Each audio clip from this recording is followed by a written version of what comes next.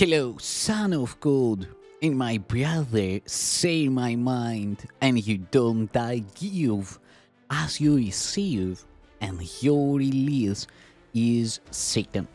This is the part 114 in the series Christ's Forgiveness, How to Manifest Immortality Season 2. And the idea we're gonna practice today, the lesson is the guide to salvation. The way to recognize your brother is by recognizing the Holy Spirit in him. I have already said that the Holy Spirit is the bridge for the transfer of perception to knowledge, so we can use the terms as if they were related, because in his mind they are.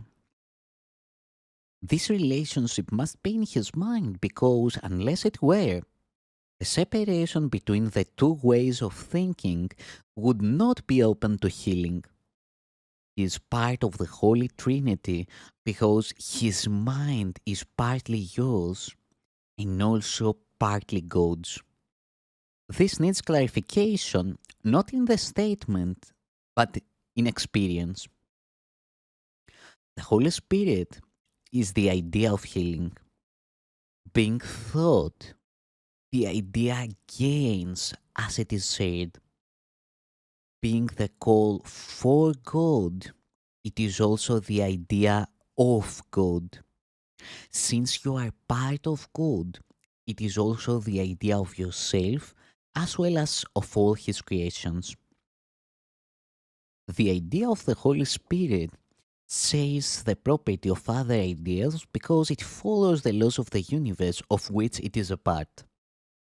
It is strengthened by being given away. It increases in you as you give it to your brother. Your brother does not have to be aware of the Holy Spirit in himself or in you for this miracle to occur. He may have dissociated the call for God, just as you have.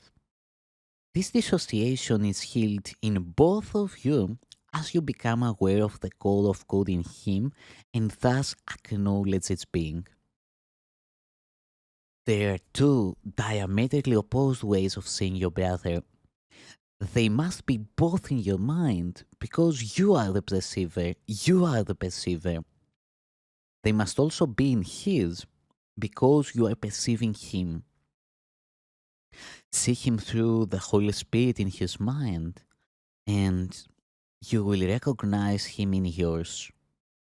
What you acknowledge in your brother, you are acknowledging in yourself, and what you say, you strengthen.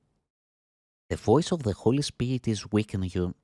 That is why you must say it. It must be increased in strength before you can hear it. It is impossible to hear it in yourself while it is so weak in your mind. It is not weak in itself, but it is limited by your unwillingness to hear it.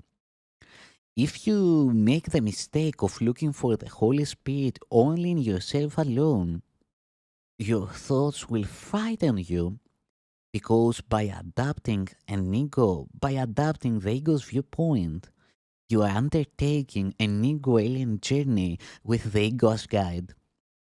This is bound to produce fear, delays of the ego, because time is its concept. Both time and delay are meaningless in eternity. I have said before that the Holy Spirit is God's answer to the ego. Everything of which the Holy Spirit reminds you is in direct opposition to the ego's notions because true and false perceptions are themselves opposed. The Holy Spirit has the task of undoing what the ego has made.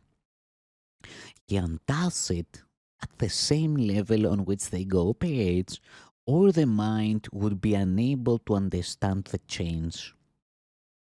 I have repeatedly emphasized that one level of the mind is not understandable to another.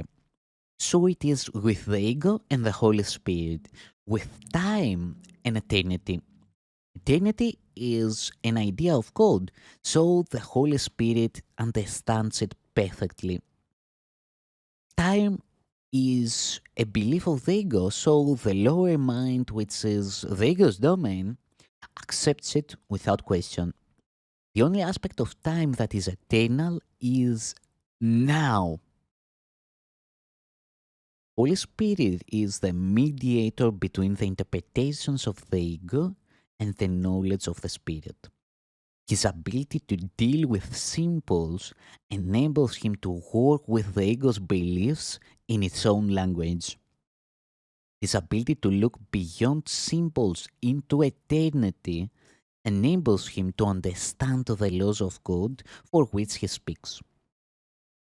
He can therefore perform the function of reinterpreting what the ego makes, not by distraction, but by understanding. Understanding is light, but you yourself do not know this. It is therefore the task of the Holy Spirit to reinterpret you on behalf of God. You cannot understand yourself alone.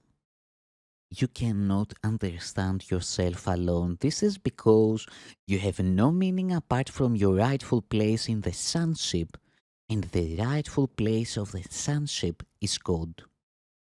This is your life, your eternity, and your true self. It is of this that the Holy Spirit reminds you. It is this that the Holy Spirit says. This vision frightens the ego because it is so calm.